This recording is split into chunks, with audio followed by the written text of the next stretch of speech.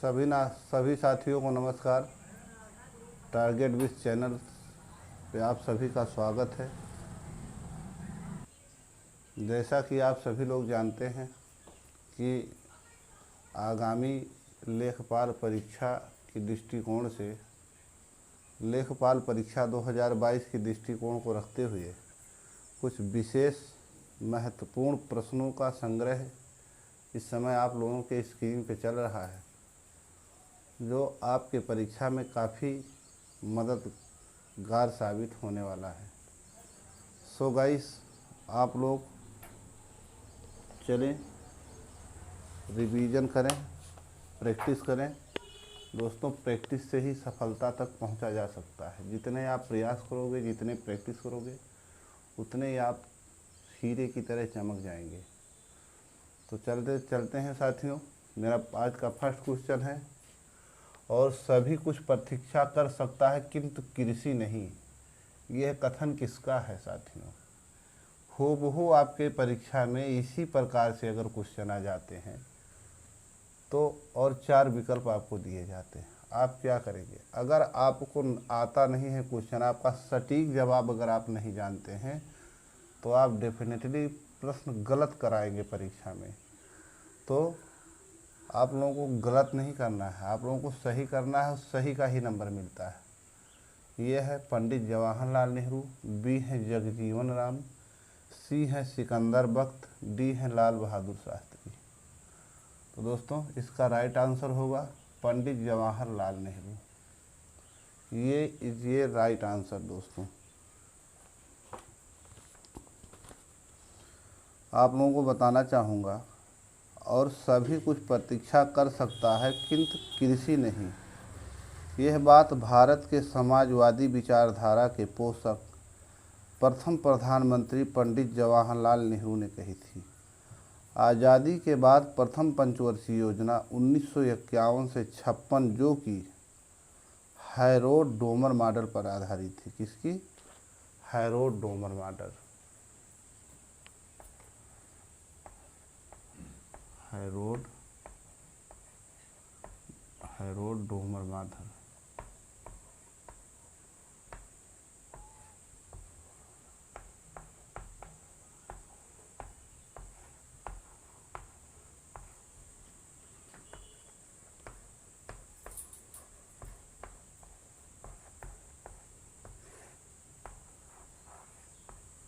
ये दोस्तों प्रथम पंचवर्षीय योजना की बात हो रही है।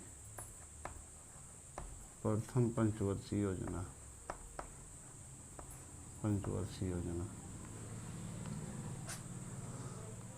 हमारा अगला क्वेश्चन है, महाजनी प्रथा का उल्लेख सर्वप्रथम निम्नलिखित में से किस प्राचीन ग्रंथ में मिलता है?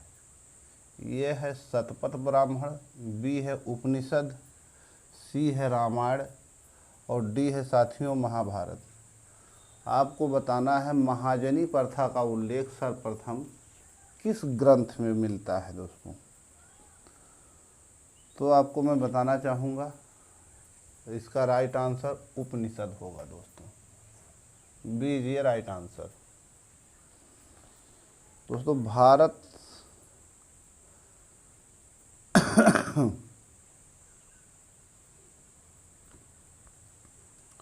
महाजनी प्रथा का सर्वप्रथम उल्लेख शतपथ ब्राह्मण में मिलता है। इसे स्वयं ऋषि याज्ञवल्क्य जी ने लिखा था। महाजनी प्रथा में गरीब और किसानों को ऊंचे ब्याज पर ऋण महाजन द्वारा दिया जाता था। साथियों, हमारा अगला क्वेश्चन है, कृषि कार्य में लगे ट्रैक्टर की आवाज़ किस स्तर से अधिक नहीं होनी चाहिए? दोस्तों, जैसा कि आप लोग जानते हैं, ध्वनि प्रदूषण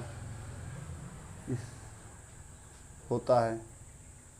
तो जो ट्रैक्टर होता है, जो ट्रैक्टर का सिलेंसर होता है, उसमें भी बहुत आवाज़ होता है। वो भी जो है सामान्य जनजीवन को नुकसान पहुंचाता है। तो आपको बताना है उसका जो आवाज़ है किस स्तर से अधिक नहीं होना चाहिए।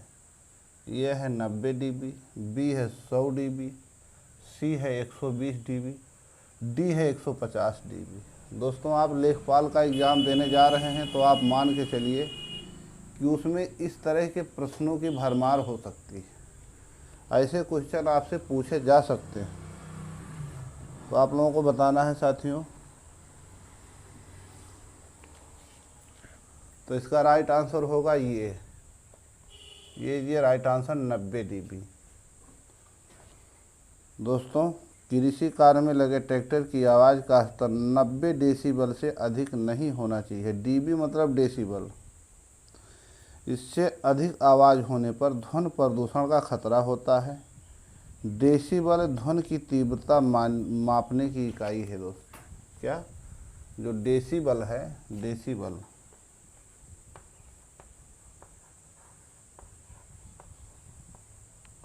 ये ध्वनि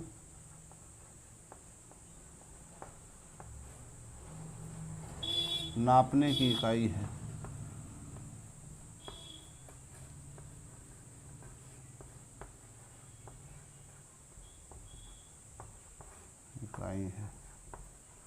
इसीलिए इसको शॉर्टकट में डीबी लिखा हुआ है। 90 dB, 100 dB, 120 dB, 150 dB। तो इसका सही आंसर है बी। ये राइट आंसर 90 डेसिबल। दोस्तों, जो लोग चैनल पे पहली बार आए हैं, पूरा वीडियो लास्ट तक देखिए, कुछ आपको बहुत ज़्यादा लाभ मिलने वाला है। चलते हैं अगले नेक्स्ट क्वेश्चन पे। साथियों, हमारा अगला क्वेश्चन है, ग्राम शब्द का उल्लेख सर्वप्रथम किस वेद में मिलता है? ग्राम शब्द का उल्लेख सर्वप्रथम किस वेद में मिलता है? ये है ऋग्वेद, बी है सामवेद, सी है अथर्ववेद, डी है यजुर्वेद। आपको बताना है ग्राम शब्द का उल्लेख सर्वप्रथम किस वेद में मिलता है साथियों।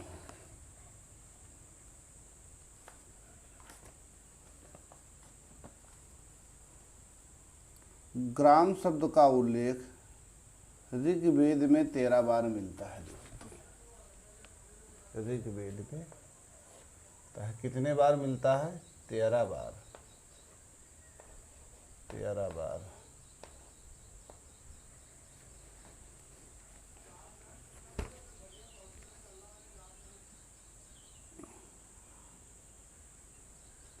विश्व शब्द का उल्लेख 170 बार तथा जन शब्द का उल्लेख 275 बार ऋग्वेद में मिलता है।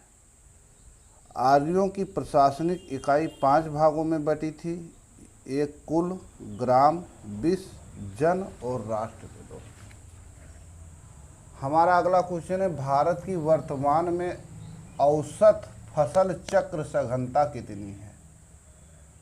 भारत की वर्तमान में औसत फसल चक्र सघनता कितनी है? ये है 140%, बी है 150%, सी है 136%, डी है 162%। दोस्तों, आपको बताना है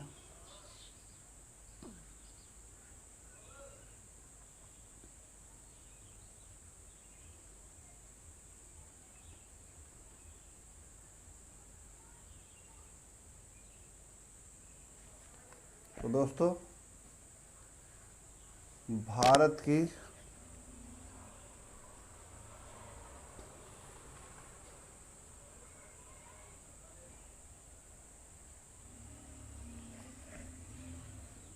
चलिए जवाब दीजिए भैया, फसल चक्र सघनता कितनी है?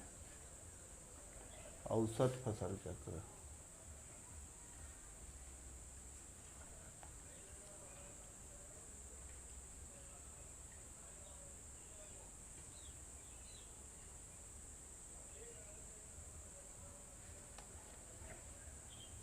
तो दोस्तों, सी जी राइट आंसर 136%।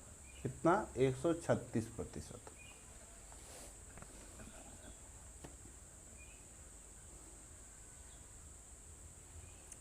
भारत की वर्तमान में औसत फसल चक्र सघनता 136% है। किसी खेत में निश्चित समय में बोई गई फसल के प्रतिशत को फसल चक्र सघनता कहते हैं। किसी खेत में निश्चित समय में बोई गई फसल के प्रतिशत को फसल चक्र सघनता कहते हैं। फसल चक्र सघनता फसलों की संख्या बटे वर्ष गुणे 100 होता है दोस्तों। हमारा अगला क्वेश्चन है, जनगणना 2011 के अनुसार 2001-2011 की अवधि में देश की जनसंख्या वृद्धि का प्रतिशत कितना है? यह है 31.34%, बी है 17.7%, सी है 13.31%, डी है 23.85%। आपको बताना है साथियों,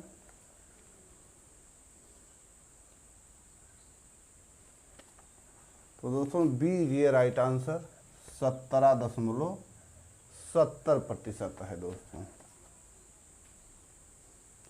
जनगणना 2000 के अंतिम आंकड़ों के अनुसार 2001 से 2011 के दौरान भारत की दशकीय वृद्धि दर 17.70%, ग्रामीण 17.7% और ग्रामीण 12.3% एवं नगरीय 31.8% रही है दोस्तों।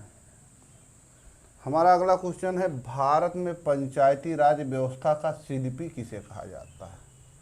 ये है LM सिंघवी, बी है BR मेहता, सी है आचार्य नरेंद्र देव, डी है GBK राव। आपको सही जवाब बताना है साथियों।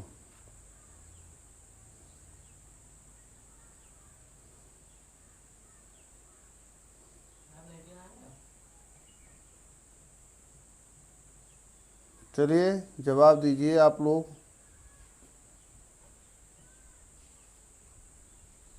तो दोस्तों बी ये राइट आंसर, BR मेहता को भारत में पंचायती राज व्यवस्था का शिल्पी कहा गया है दोस्तों।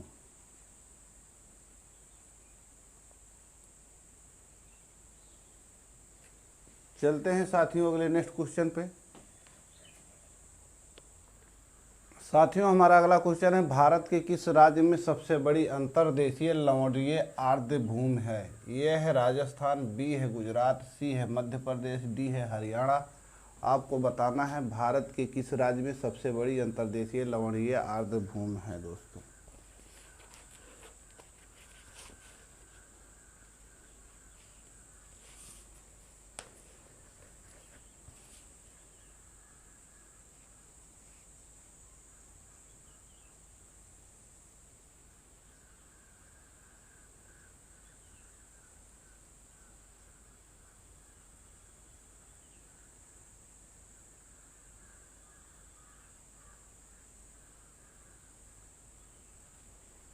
तो दोस्तों सही आंसर है ये राइट आंसर राजस्थान।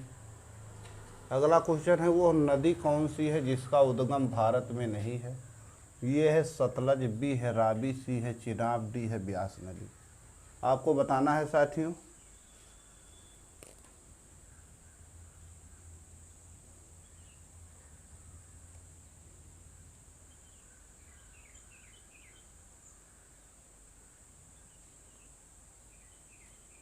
दोस्तों ये राइट आंसर सतलज नदी। सतलज नदी दक्षिण पश्चिमी तिब्बत में मानसरोवर के निकट राक्षसताल झील से निकलती है। अगला क्वेश्चन है दोस्तों, ब्रिक्स बैंक का मुख्यालय कहाँ है? ये है जोहान्सबर्ग, बी है ब्राज़ील, सी है मुंबई, डी है शंघाई। आपको बताना है ब्रिक्स बैंक का मुख्यालय कहाँ है दोस्तों। तो डी ये राइट आंसर दोस्तों शंघाई। अगला क्वेश्चन है, निम्नलिखित में कौन सा देश नींबू का सबसे बड़ा उत्पादक है? ये है भारत, बी ब्राज़ील, सी मैक्सिको, डी चीन। आपको बताना है तो कौन सा देश नींबू का सबसे बड़ा उत्पादक है दोस्तों। तो दोस्तों ये राइट आंसर बी, ये भारत। भारत में नींबू का सर्वाधिक उत्पादन होता है। चलते हैं साथियों नेक्स्ट क्वेश्चन पे। साथियों अगला क्वेश्चन है, जनगणना 2011 के अनुसार ग्रामीण भारत की आबादी है। ये है 73.3 करोड़, बी है 83.3 करोड़, सी है 37.7 करोड़, डी है उपयुक्त में से कोई नहीं। आपको सही जवाब का चयन करना है साथियों।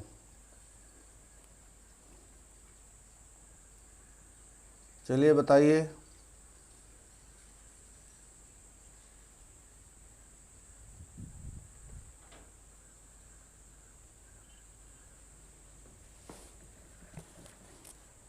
बताइए भैया, कमेंट करिए।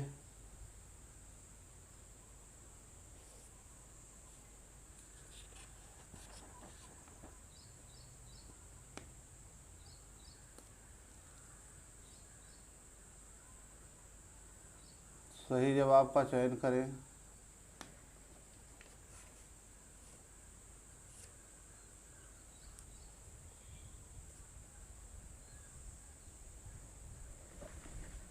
दोस्तों ये राइट आंसर 73.3 करोड़।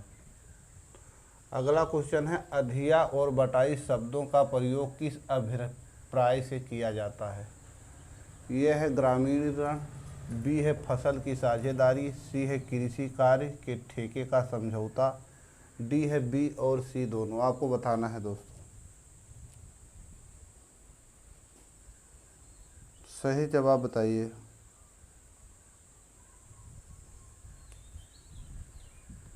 तो दोस्तों डी इज ये राइट आंसर। बी और सी दोनों, फसल की साझेदारी भी होगी, कृषि कार्य के ठेके का समझौता भी होता है। अगला क्वेश्चन है दोस्तों, सिराजी और बसरा किसकी उत्तम प्रजातियां हैं? ये है कछुआ, बी है घोड़ा, सी है कबूतर, डी है ऊंट। आपको बताना है साथियों। तो दोस्तों सी ये राइट आंसर, कबूतर। सिराजी और बसरा उत्तम प्रजाति किसकी है? कबूतर की। कबूतर की सिराजी और बसरा, याद रखिए साथियों, ये क्वेश्चन ऑलरेडी पूछा जा चुका है। चलते हैं अगले नेक्स्ट क्वेश्चन पे साथियों अगला क्वेश्चन है, गूटी का प्रयोग आमतौर पर किसके संवर्धन के लिए किया जाता है? गूटी का प्रयोग आमतौर पर किसके संवर्धन के लिए किया जाता है? ये है आम, बी है पपीता, सी है लीची, डी है अनानास। आपको बताना है साथियों। सही जवाब आपको बताना है। तो दोस्तों सी ये राइट आंसर, लीची। गूटी का प्रयोग लीची के लिए किया जाता है साथियों। अगला क्वेश्चन है, टपका। टपका किस फसल का अंतिम चरण होता है? टपका, ये है अनानास, बी है नींबू, सी है आम, डी है अमरूद। दोस्तों आपको सही जवाब बताना है। टपका,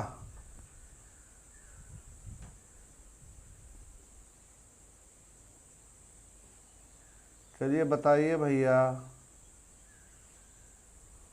दोस्तों सी जी राइट आंसर, आम। टपका मतलब आम टपका। अगला क्वेश्चन है, पकते ही हरा टमाटर लाल क्यों हो जाता है? जब टमाटर पौधे में लगा होता है शुरुआत में तो हरा होता है, और जब वो पकना शुरू करता है तो लाल हो जाता है। क्यों लाल हो जाता है? पकते समय तापमान में परिवर्तन के कारण, कि जैसे प्राकृतिक का तापमान परिवर्तन हो गया उसके कारण। बी है पानी के अनुपाती परिवर्तन के कारण, कि उसको पानी मिला इसलिए वो लाल हो गया। सी है क्लोरोप्लास्ट को कोमोप्लास्ट में बदलने के कारण, क्लोरोप्लास्ट को कोमोप्लास्ट में बदलने के कारण। सी है, डी है उपयुक्त में से कोई नहीं। आपको सही जवाब देना है साथियों। दोस्तों सी ये राइट आंसर, क्लोरोप्लास्ट को कोमोप्लास्ट में बदलने के कारण पकते ही हरा टमाटर लाल हो जाता है। क्लोरोप्लास्ट को कोमोप्लास्ट में बदलने के कारण पकते ही हरा टमाटर लाल हो जाता है साथियों।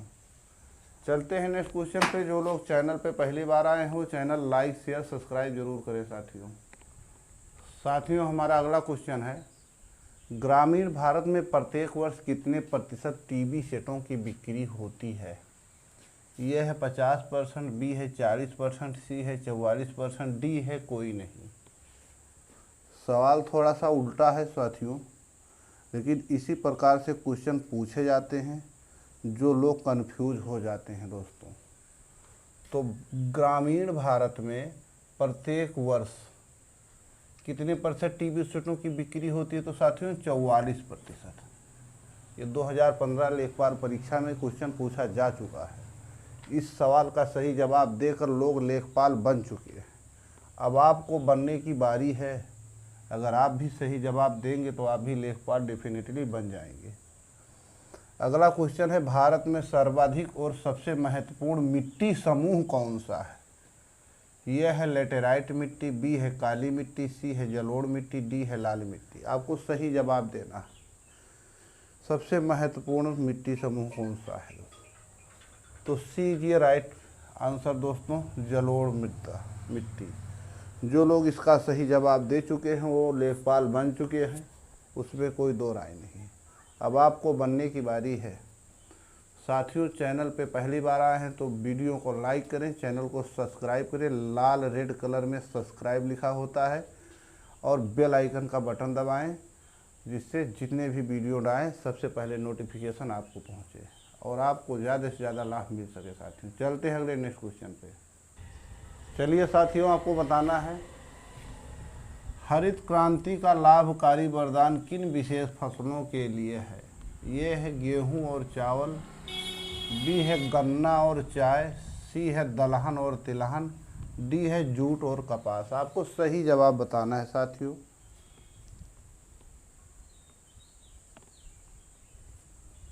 तो दोस्तों ये राइट आंसर, गेहूं और चावल पे हरित क्रांति का लाभकारी वरदान था साथियों। अगला क्वेश्चन है, लहसुन में तीव्र गंध का कारण है? अम्लीय यौगिक, बी है क्लोरो यौगिक, सी है गंधक यौगिक, डी है उपयुक्त में से कोई नहीं। आपको सही जवाब बताना साथियों। तो दोस्तों सी ये राइट आंसर और ये हमारे आज के महत्वपूर्ण प्रश्न है साथियों। चलते हैं अगले नेक्स्ट क्वेश्चन पे। दोस्तों ये क्वेश्चन करेंट अफेयर से लिए गए हैं, ताकि करेंट अफेयर भी आपके ऐसे क्वेश्चन पूछ लिए जाते हैं।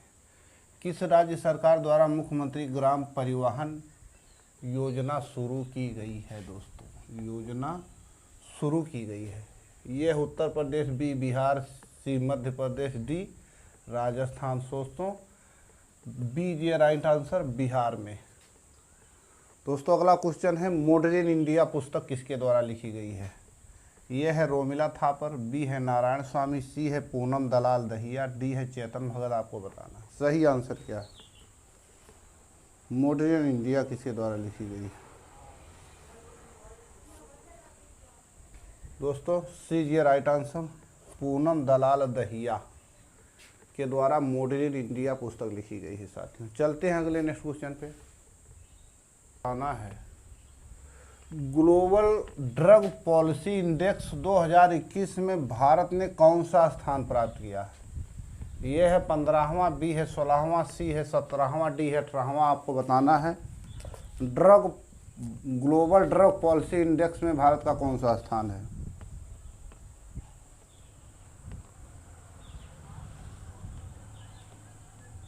चलिए साथियों बताइए।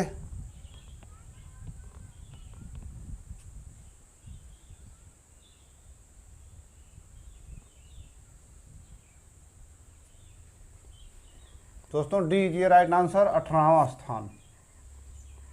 अगला क्वेश्चन है, निम्नलिखित में से कौन सा शहर यूनेस्को को रचनात्मक शहरों के नेटवर्क में शामिल हो गया? ये अहमदाबाद, बी वाराणसी, सी नागपुर, डी श्रीनगर। आपको बताना है सही जवाब कौन सा है साथियों।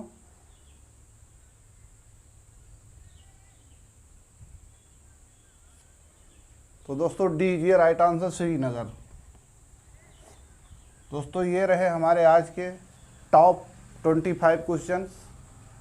आप लोग वीडियो को लाइक करें, शेयर करें और इसको देखें दोस्तों, बार बार देखें, जिससे आप इसका पूरा बेनिफिट उठा सकें। फिर आप लोगों से हम मिलते हैं अगले नेक्स्ट वीडियो में। तब तक सभी साथियों को जय हिंद, नमस्कार।